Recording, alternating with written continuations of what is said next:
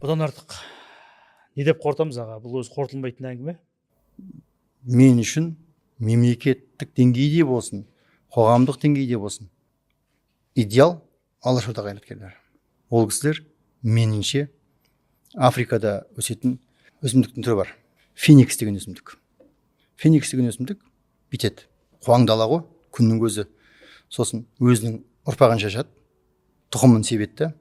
Ол өсе алмайтынын біледі ғой. Жапырақтарын көтеріп, күннің көзін қатты қабылдайды. Күннің көзін қатты қабылдап, өзін өзі өртеп жібереді. Өртеген кезде күл жерге түседі. Сол күлге тыңайтқыш ретінде жаңағы не өсіп шығады, дән өсіп шығады. Алашорда қайраткерлерінің кез келгені осы феникс өсімдігі. Ал біз соның дәніміз, сөйтіп дәні болып тұрып, біздің жұмыс істемеуіміз ұят. Бұлай алғанда алашорда қайраткерлерінің аруағының алдында ұят. Бүкіл халқымыздың алдында ұят.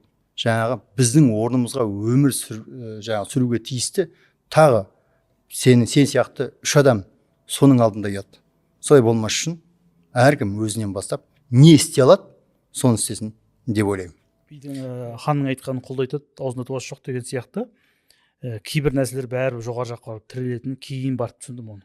Әркімнің ішіне ол да кіреді ғой, жоғары жақта кіреді ғой, әркім өзін істесін дегенде. Олар бөлек, біз бөлек емеспіз ғой.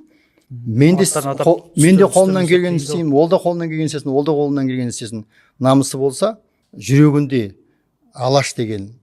Сондай адамдарды қойса екен қызметке.